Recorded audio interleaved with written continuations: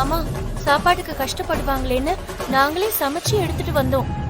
இவங்க சாப்பிடல. ஆனா அப்புறமா ஹோட்டல்ல இருந்து வர வச்சு சாப்பிட்டாங்க மாமா. இப்ப பாருங்க எங்களை குறை சொல்றாங்க. ஐயோ அப்பா, நடந்ததெல்லாம் இது.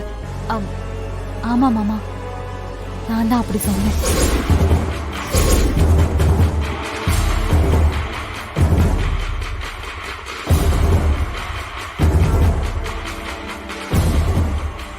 உங்ககிட்ட ஒரு வார்த்தை கேட்டுட்டு அவங்கள இந்த வீட்ல தங்க வைக்கிறது சரின்னு தோணுச்சு மாமா. அப்புறம் என்னடா சிவா பிரச்சனை? ஏமா இதுக்கெல்லாம் என்கிட்ட பெர்மிஷன் வாங்கணுமா? உள்ள கூட்டிட்டு போயிட்டு நான் வந்ததுக்கு அப்புறம் பேசிருக்கலாமே. சரி சரி, உள்ள வாங்க.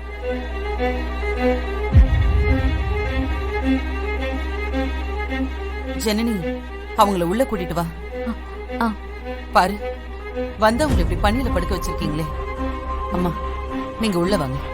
சரிங்க, வாங்க.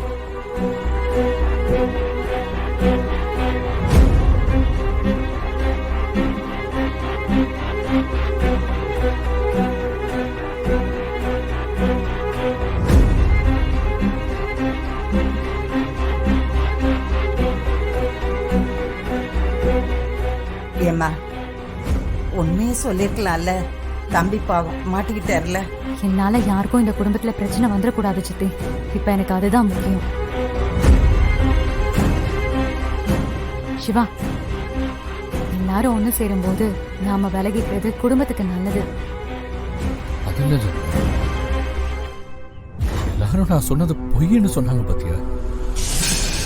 அப்போ இந்த வீட்டுல நான் யாரு? நீங்க தானே சிவா எல்லாமே. அதனாலதான் பயப்படுறாங்க.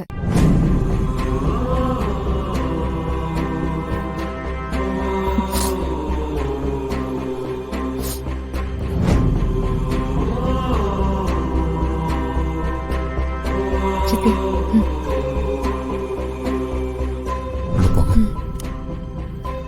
வாங்க.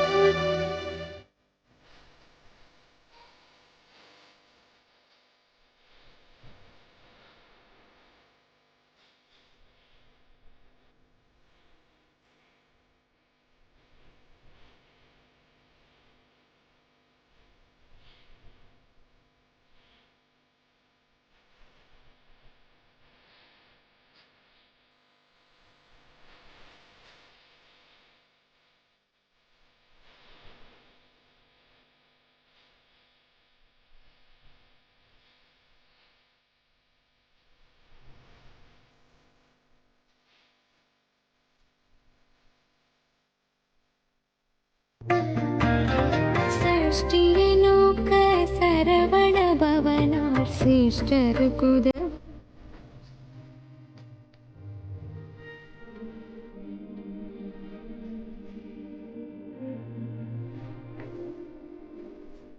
முருகா, துளசிய சிவாவோட நீ தான் சேர்த்து வைக்கணும். அவங்களுக்கு புதுசா வாழ்க்கை அமைச்சு கொடுக்கணும்.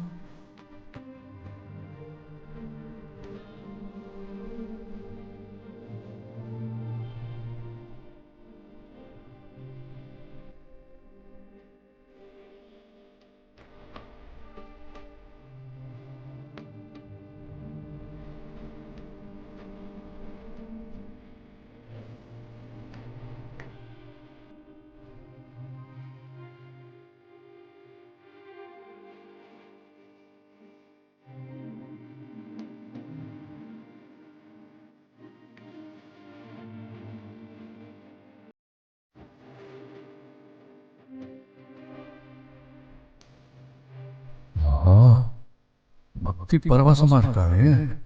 முருகா, இவகிட்ட இந்த மாற்றம் எப்படி வந்துச்சு? எல்லாம் முருகனோட அருள்.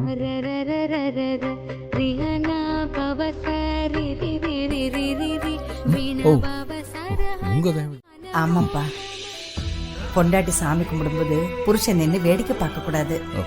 எனக்கு அது மட்டும் தாங்க தெரியும். வேற என்ன பண்ணணும்? போய் அவ பக்கத்துல உட்காரணும். அப்பதான் அவ வேண்டுதல் நிறைவேறும். ஓ, ஜனனி ஏதோ வேண்டிக்கிறா. நான் போய் பக்கத்துல உட்காந்தா அது நிறைவேறிடும். அப்படித்தானே? ஆமா, இப்படி பக்கத்துல உட்காந்து வேண்டிக்கிற விஷயம் இது வரைக்கும் எனக்கு தெரியும். சரி, இனிமே விட்டுறாதீங்க தம்பி. போங்க, போய் உக்காருங்க.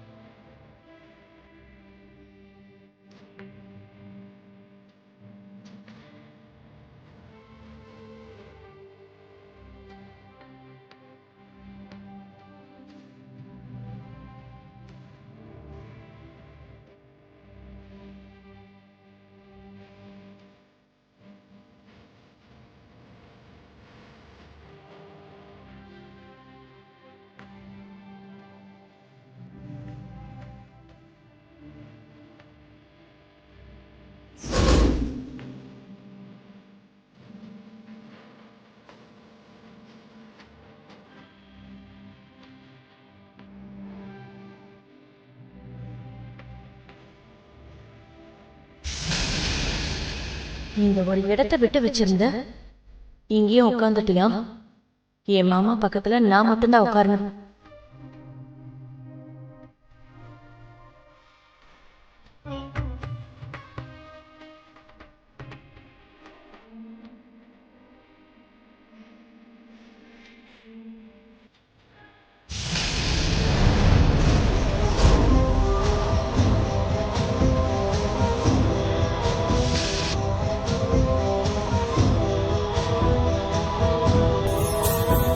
ரம்யா, இங்க வா.